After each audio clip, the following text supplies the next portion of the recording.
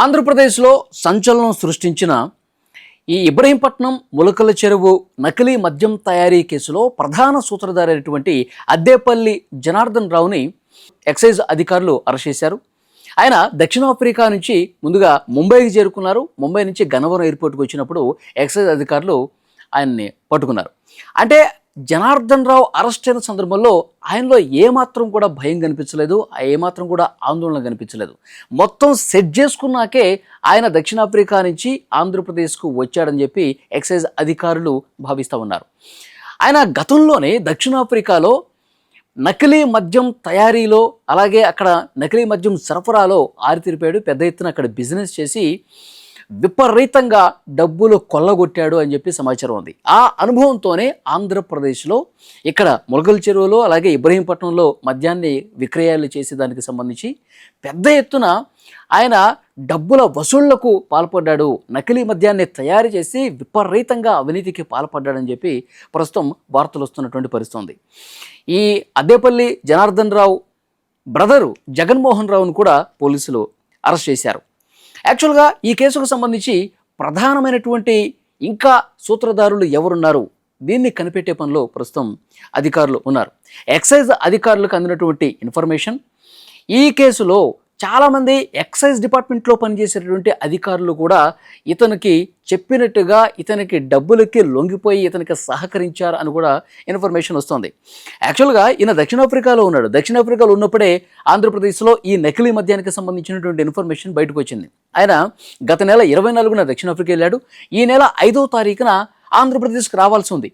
కానీ ఈ విషయం ఎప్పుడైతే వెలుగులోకి వచ్చిందో అప్పుడే అద్దేపల్లి జనార్దన్ రావు అక్కడి నుంచి ఒక వీడియో రిలీజ్ చేశాడు. నాకు ఈ కేసుతో ఏమాత్రం సంబంధం లేదు, నన్ను ఇరికించే కుట్ర చేస్తున్నారు, నకిలీ మద్యం నేను ఎక్కడా కూడా తయారీ చేయలేదు, దాన్ని విక్రయించలేదు అని ఒక వీడియో రిలీజ్ చేసినటువంటి పరిస్థితి ఉంది. ఇక చేసేదేమీ లేక ఆయన ఆంధ్రప్రదేశ్ వచ్చాడు. ఆంధ్రప్రదేశ్ వచ్చేలోపే 5వ తారీఖు రావాల్సి ఉండగా ఇంత లేట్ రావడానికి కారణం ఏంటంటే ఆయనకి సహకరించినటువంటి వ్యక్తులు ఎవరైతే ఉన్నారో ప్రభుత్వంలో ఉన్నటువంటి కీలకమైనటువంటి వ్యక్తులు అతనికి సహకరిస్తూ ఉన్నారు. సో నువ్వు అరెస్ట్ అయినా సరే వెంటనే నువ్వు బయటకు వచ్చే విధంగా ప్రయత్నం చేద్దామని ఒక హామీ లభించబట్టే ఆయన ఆంధ్రప్రదేశ్కి ఇంత త్వరగా వచ్చినట్టుగా ఇన్ఫర్మేషన్ కూడా వస్తుంది. సో పోలీసులు ఎక్సైజ్ అధికారులు అన్ని కోణాల్లో కూడా దర్యాప్తు చేస్తున్నటువంటి పరిస్థితి ఉంది.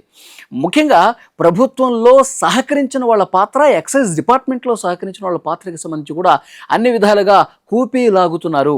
ఇంకొక ముఖ్యమైనటువంటి విషయం ఏంటంటే ఈ కేసులో ఇప్పటికే 36 మందిని నిందితులుగా చేర్చారు. మరికొంతమంది పేర్లు కూడా బయటకు వస్తున్నాయి. ప్రభుత్వంలో కీలకంగా ఎవరైతే వ్యవహరించారో వాళ్ళ పేర్లు కూడా అతి త్వరలోనే బయటకు వచ్చే అవకాశం కనిపిస్తోంది. ఇంకొక ముఖ్యమైన విషయం, ఈ బాటిల్స్కు సంబంధించి లేబులింగ్ ప్రక్రియ సంబంధించి ఎవరైతే లేబుళ్ళు తయారు చేశారో రవి అన్న వ్యక్తి, అతన్ని కూడా అధికారులు అదుపులోకి తీసుకున్నారు. సో ఈ రవికి సంబంధించిన ఇన్వెస్టిగేషన్లో కొంత కీలకమైన సమాచారం కూడా బయటపడ్డట్టుగా తెలుస్తుంది. అద్దేపల్లి జనార్దన్ రావు అతనికి పూర్తి స్థాయిలో సహకరించిన వైసీపీ నేతలు, ఇతను వైసీపీ హయాంలో ఉన్నప్పుడు కూడా ఈ నకిలీ మద్యాన్ని తయారు చేసినటువంటి చరిత్ర ఉంది.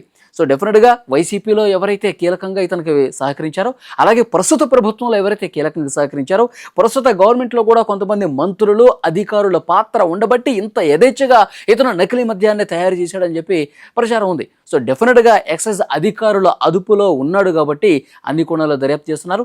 అలాగే మనీ ట్రాన్సాక్షన్స్, ఎవరెవరికి ఇతను డబ్బులు ఇచ్చాడు, ఈ మొత్తం సంపాదన ఎవరి త్రూ జరిగింది, దీనికి ఎవరు సహకరించారు, ఎవరు ఎంత మొత్తంలో ఎక్కడ కొల్లగొట్టారు, ఇవన్నీ కూడా అతి త్వరలోనే బయటకు వచ్చే అవకాశం కనిపిస్తుంది. అసలు సూత్రధారులను కనిపెట్టే పనిలో ప్రస్తుతం ఎక్సైజ్ అధికారులు ఉన్నారు.